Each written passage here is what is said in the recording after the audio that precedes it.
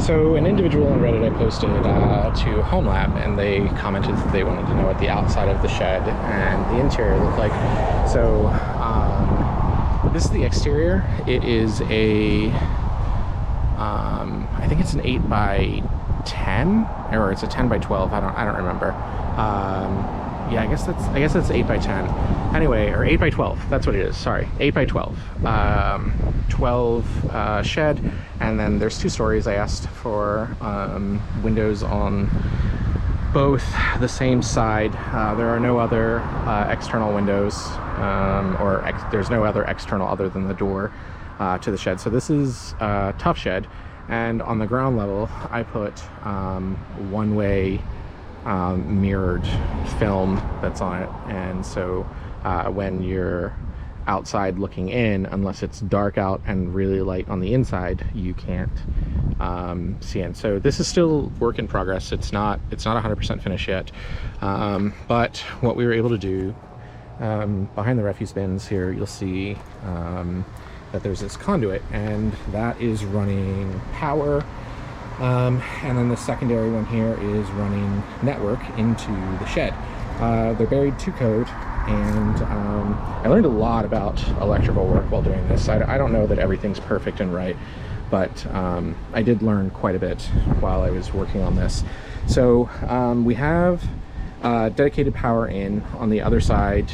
You won't be able to see it because there's a bookshelf in the way, but there's a it's got its own separate fuse panel.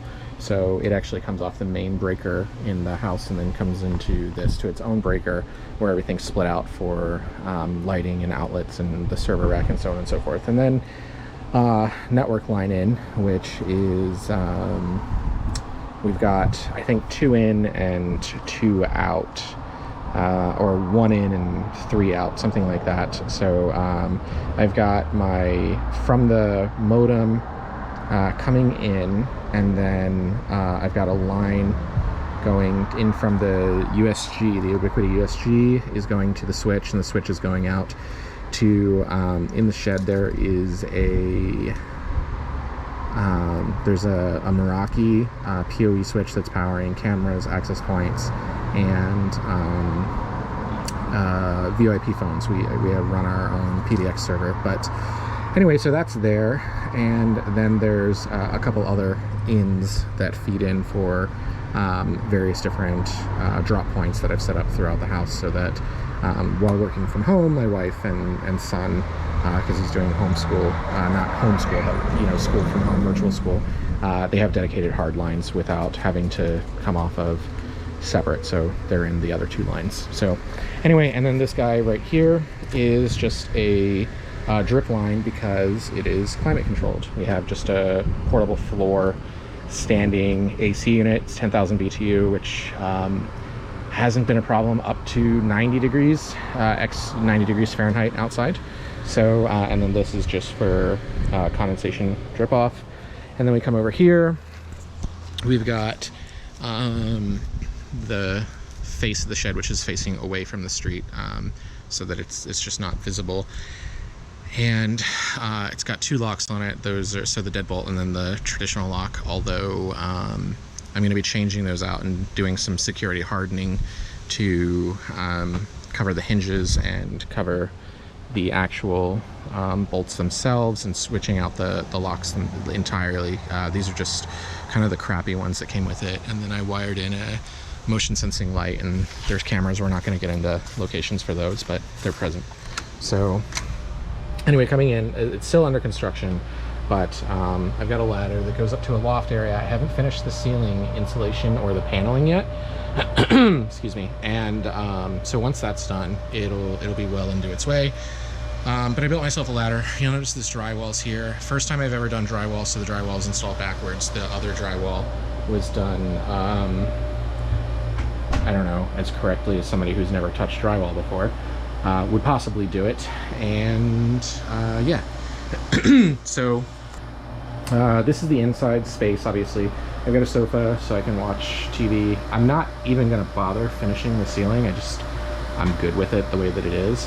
I still have another single piece of drywall to put over here, and then I'll finish up the the downstairs. I said, I don't even know, honestly, if I'm going to paint it or tape it or mud it. I don't know. Give me some feedback.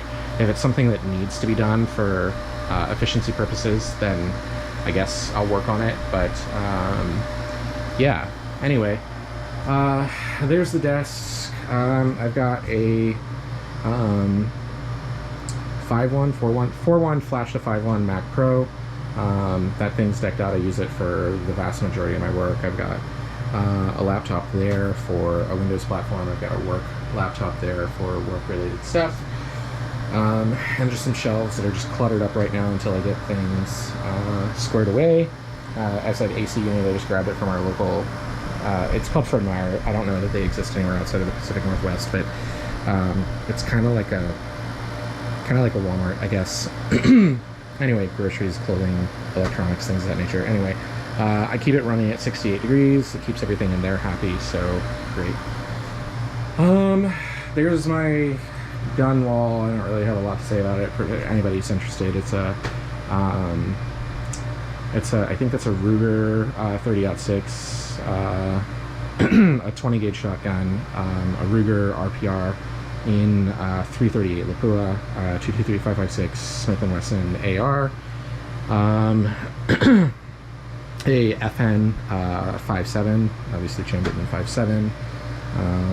For anybody that's really into firearms, I've got my Glock 26 in my carry bag that I just carry around. And then I guess we can look up here. There's not a whole lot going on at the moment. I run some lighting and some of the carpet work. As said, I haven't finished the ceiling. That's obviously last, and it's probably the one that needs to be done because that's where all the heat's coming in, right? But yeah, the floor goes wall to wall. So except for obviously this port here to come up the ladder into the loft, I'm going to put a extremely low profile futon up there, so there will be a bed and some nightstands. There's outlets up there, and I'm going to put an you can't tell, but on this wall up top, I'm going to mount another TV and put entertainment center up there. So if, like, I've got friends that are crashing in the neighborhood, they'll be able to just come hang out in the shed and sleep in the loft, and like during the weekends and stuff, they'll be able to sleep in the loft and yeah. Anyway, they'll have all the amenities except for obviously running water. When I was talking to local planning, they told me that everything that I was doing was fine, didn't require anything in the way of permitting unless I started doing water. And once I hit water, then it might as well be considered its own residence. And at that point, things kind of spiral out of hand as far as what's required. Anyway, yeah, I said I'm probably not going to finish the walls. I don't know if you can see down there. There's my collection of Hot Wheels. I collect very specific Hot Wheels, and I'll probably put them up on the wall or something. I don't know. Anyway, so that was the outside of the shed. This is the inside of the shed. It's my little, what do they call it? A man cave, she shed, the shack, my bunker, whatever. It's obviously still got a lot of construction to do, but it's up and running enough that I operate in here right now. I said I probably won't even bother finishing the drywall in any kind of meaningful way.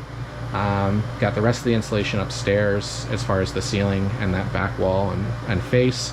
I'll put drywall on the faces and then paneling on the ceiling, and then it'll be good to go. So yeah, that's I guess this is a long video just to show you my rack, but the whole thing, I guess, was kind of built under the idea to be able to support